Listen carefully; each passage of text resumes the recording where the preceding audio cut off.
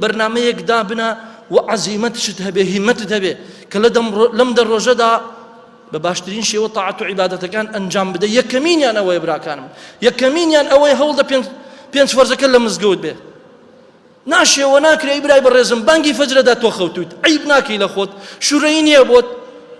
ئەمجاش بەداخەوە هەنێکەیە کە ئای هەڵسا لە خەو، شەرم کە لە خوای پەروەردگار، شەرم کە تۆ عەبدی الله سبحانه وتعالای بانگی فەجر فەرمێ مەخەوە برای بەڕێزم، ئەلەم دە ڕۆژەدا مەخەوە.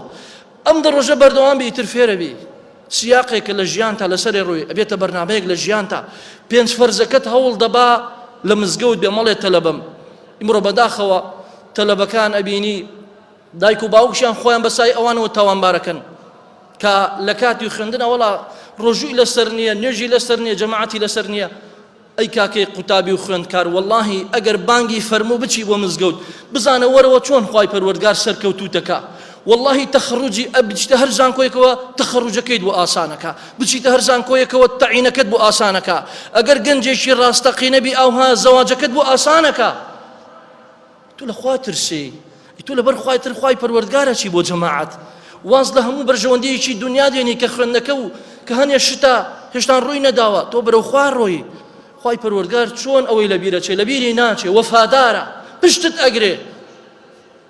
و هەروەها ئەگەر لەسەر کار بووی ئەجینا دووریت ناگەیتە مزگەوتەوە شتێکی ترە. فبۆیە براکانم هاتن بۆ نوێژی فەجر لەم دە ڕۆژەدا گرینگە. هەوڵ بدە لە مزگەوت بمێنەوە هەتاکوم خۆرش ئاوادێ و دوای ئەوەی کە بایی ڕمحێک برزەوە بێ و کاتێ چارەکێک دوورکعاتی نێژی چێشتەنان بکە و ئەنجا بڕەوە کە ئەجر و پاداشتی حەج و عومرەیەکی بۆت هەیە کە ئەو حەج و عومرەی ڕەنگ بێ عەزێت بێ بۆت بچی تەیارە ببڕی و پلیت ببڕی و سواری تەیارەوی و بڕۆیت و پارەی وێ و ماڵ بەجێ بێلی، بەڵام عومرە و حەج وا لە تەکتە بۆ ئەنجامی نادەی.